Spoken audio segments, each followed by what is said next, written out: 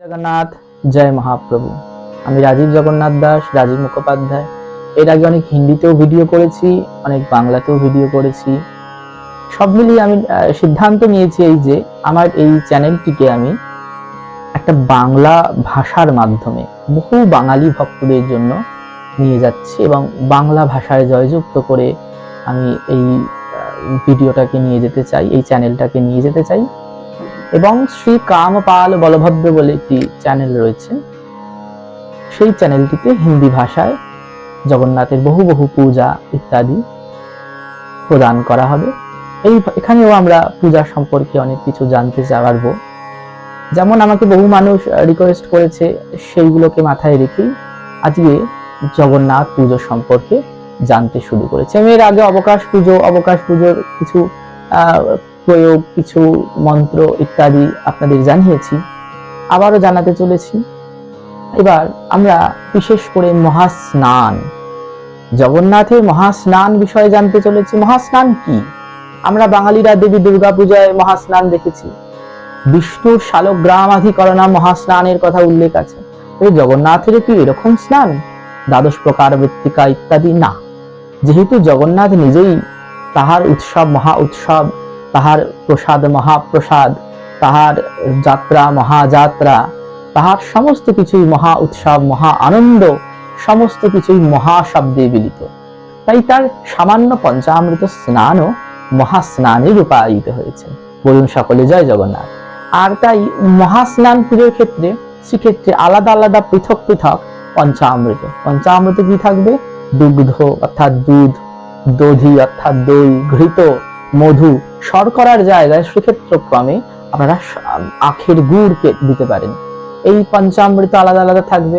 একটি ফলদক নারিকেল হিসেবে আপনারা দিতে পারেন। যদি গৃহকর্মে আপনারা মনে করেন যে বারংবার নারিকেলটি আনতে পারছে না, তখন বিষ্ণুর ক্ষেত্রে 3 প্রকার ফলদকের কথা উল্লেখ রয়েছে। একটি নারিকেল, দ্বিতীয় ইক্ষু রস বা ইক্ষুদক, আর তৃতীয় হচ্ছে তালোদক, তালের রস। তাহলে সেই তালের রস দিয়ে তৈরি মিছরি, তাল মিছরিটা আপনারা একটা মতান্তরিক যারা ছোট গৃহে রোজ নারিকেল বা বিশেষ তিথিতে নারিকেল দেওয়া সম্ভব হচ্ছে না, সেটা আপনারা কিন্তু দিতে পারেন। মনে করবেন শ্রীমন্দির রাজার ঠাকুর রাজকীয় ভাবে সেবা, সেটা কিন্তু গৃহে কখনো অনুকরণ করা সম্ভব নয়। তাই এরপরে এইগুলো নিয়ে এই পূজায় প্রয়োজন একটি সুন্দর আসন, ঘণ্টা, শঙ্খ পাত্র, এটা বিশেষ আর্ঘ্য পাত্র, বিশেষ আর্ঘ্য স্থাপন হবে, আর 5টি জায়গায় পঞ্চামৃত আলাদা আলাদা, এবং একটি নারিকেল, একটি দর্পণের প্রয়োজন, আর একটি পুষ্পপাত্র। সেই পুষ্পপাত্রের দ্বারা এবং দেবতাকে কিন্তু কাষ্ঠ নির্মিত, যেমন অবকাশে ব্যবহৃত হয়, কাষ্ঠ নির্মিত চতুষ্পায়া যুক্ত একটি, সেক্ষেত্রে তার উপর রূপো দিয়ে ব্যবস্থা করা থাকে।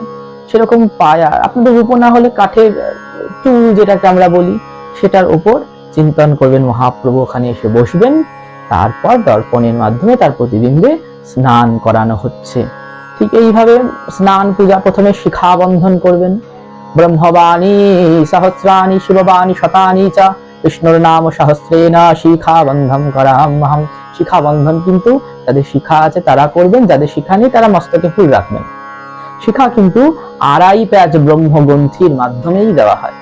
অতঃপর অস্ত্রায় ফট বলে ফুল তুলে নিয়ে ওম জগৎ ঘণ্টামৃতে নমঃ স্বাহা, ওম জয়ধ্বনির মন্ত্র মাতা স্বাহা বলে ঘণ্টা ধ্বনি করেন, চিন্তন করবেন ভগবান এখানে এসে উপস্থিত হন। এবং অতঃপর পূজা শুরু হয়। এবং তারপরে আপনি আচমন ইত্যাদি করবেন, দশধা জপ করবেন, বিষ্ণু স্মরণ করবেন, বিষ্ণু স্মরণ করবে, আসন শুদ্ধি করবেন, আসর শুদ্ধি করে সুক্ষেত্র ক্রমানুযায়ী বিঘ্নাবসারণ করবেন। অস্ত্রায় ফটফট বলে বাম পায়ের গোড়ালি যত সামান্য ভূমিতে আঘাত করবেন। এরপর ভূতাপসারণ, ভূত শুদ্ধি করবেন। তারপরে আগে ভূতাপসারণ করবেন, আপনি বাংলার ক্রমে করতে পারেন, আবাসারে পান্তুতে ভূতা ইয়ে ভূতা, এছাড়া সুক্ষেত্রের ক্রমেও করতে পারেন। উত্তিষ্ট ভূতগণঃ সর্বে ধীপ ভূমিপালকা ভূতা নাম বিরোধেন পূজা কর্ম করাম্যহম। ये पूजा विघ्न कर्तारस्ते भूता पृथ्वी स्थितः अपसारे पन्तु ते भूय नश्यन्ति च शिवाग्रया। বা রাক্ষসশ্চ পিশাচশ্চ বেতালশ্চ সরীসৃপ পাপসারে পান্তুতে সর্বে পূজা কর্ম করা অম্মহম। মানে আমি পূজা করছি।